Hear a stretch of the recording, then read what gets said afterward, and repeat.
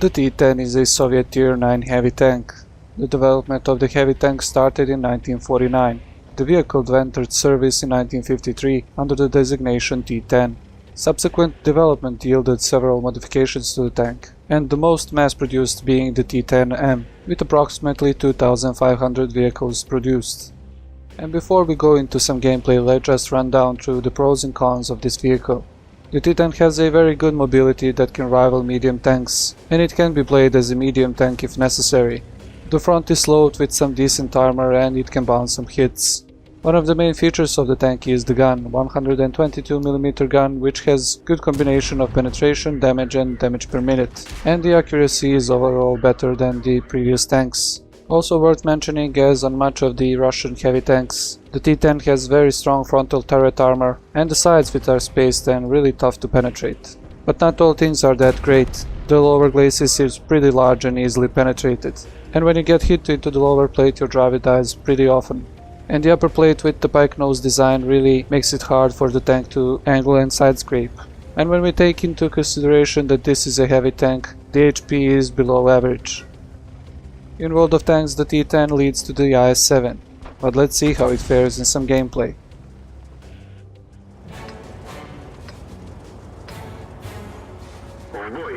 Hello guys and welcome back to World of Tanks Ace Tanker series, and as you can see today we'll be driving the T-10, and driving the T-10 for us is Atske. So we are playing on the Sacred Valley and we are going to see, well, what do you do in your T-10s when you get the top tier. As you can see, he is a top tier tank. He has 3 tier 9 tanks against him, so let us see how he fares in this gameplay on this side. So he is going on the C line, that's the basically C and B line are the heavy lines, so you can expect a lot of heavy tanks if you decide to go there. So the T-10, as you may have heard in the intro, the T-10 being a heavy tank, it gets some heavy tank features like the good armor on the Russian tanks, as you may well know, but also it gets the good gun and, well, it gets a pretty decent mobility. So that was the shot from the artillery, that was pretty close. And this mobility allows him, as you can see here, if the super precision wasn't blocking the way, that mobility allows him to get into a more advanced position at the beginning of the game and try and find a couple of shots on the enemy tanks that are still approaching to this position. Now he is going to fight on this corner, and there you can see the IS-6 puts a shot into the lower plate into the IS-6, but the IS-6 penetrates the T-10. So what happened here? He was angling and he was exposing the left side of his frontal plate to the IS-6, and the IS-6 was able to penetrate. So you can see, oh, he's in a bad position here. The T-10 puts one into him, the Type 59 puts one into him. This was a mistake, I have to say this was a mistake to push up with the T-10. He didn't see what tanks were here, so he didn't see the Type 59, he didn't see the 110, and he decided to push up onto the 6. So being a top tier here, he has to push up, he has to put the pressure onto the enemy team, but not at any cost. He should have just waited for a couple of more seconds to get this T-54 Mod 1 to help him to spot the T-10 and to spot the Type 59. He would be in a better position to, well, try and stay on the corner where he was at the first shot, and after that he wouldn't taken this much damage. And, well, being a heavy tank you expect that the tank has a lot of damage, but really 1800 is not that great. It is, I believe it's one of the lowest tier 9, the lowest HP pool that you can get. So now he is fighting against the T-34, he puts a shot here, he is angling strangely, pretty strangely here, but the T-34 puts one into his turret, I believe that went into the turret, and the T-34 wasn't able to penetrate.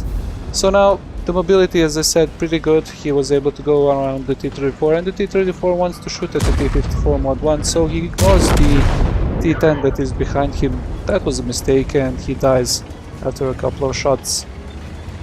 Now you can see that the enemy team has decided to put the heavy tanks, so the T-10, on the other side, so he really didn't get any tier 9 heavy tanks here on this side, and he is able to do really well on this side.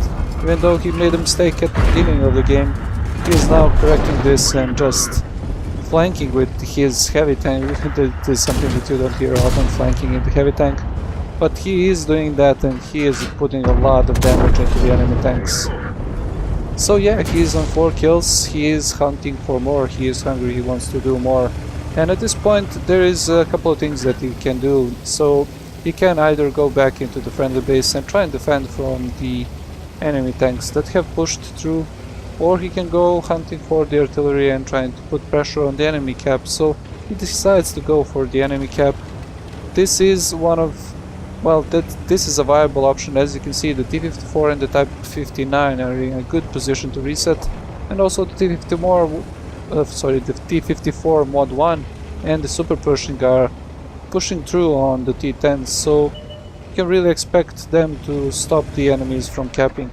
Now he is in a good position to shut down the artillery, trying to find shot on the artillery here, but he actually wasn't able to do it. If you take a look at the top left corner, you can see that he is playing on some really bad machine. So he's running at around 20 FPS. So if you sometimes see the turret jumping around, or the accuracy not being that great, you see the aim circle jumping around, that's because of the bad computer that he is using. So yeah, he is going for the S51, finishes off the S51. There is only one tech left here, that's the Tiger 1, and well, this was a pretty fast game, but we were able to showcase the T-10 in all of its glory. So the good gun, the good armor at the front, not so great armor at the side and the back if you get, well, flanked into a bad position. Let us see if he finds the shot on the Tiger 1, finds the top gun, trying to aim here, find the top gun, or will the rest of the tanks be able to finish him off? Oh, what an ending here. Amorican. Let's just take a look at the post-game stats. A pretty short replay, just under 6 minutes, but enough to get the high caliber and of course the Master Badge Ace tanker. On the team score sheet we can see that he did over 5000 damage, 5 kills and 1300 experience. On detail report, with the premium account, 50,000 credits scored and 100% accuracy with 13 shots. So as always, at the end, the analysis of the gameplay. Now we saw the main features of the T-10, that's the mobility and the gun, but we also saw that you cannot really rely on the armor of the IS-8, as he was having trouble to side scrape and he was penetrated a lot in the side and rear. One thing that was done wrong in this replay was to push up before assessing the situation on the side. He got himself into a bad position where he allowed the enemy tanks to flank him from the side and pulled a lot of shots into him. And even though he was in a bad position, he was able to turn that around into his favor. And with some help from the friendly tanks, he was able to clear out the enemies and then flank the enemy team. As always, if you liked the video, leave a like. If you didn't like the video, you can leave a dislike, leave a comment what you think about the T-10 and what you think about this gameplay. And if you don't know what to watch next, you can watch the previous replay with the VK1602 Leopard. A pretty nice showcase and a demonstration of the capabilities of the tank. As always, if you haven't subscribed to the channel already, you can do it now. I hope you guys like this one and I'll see you in the next one.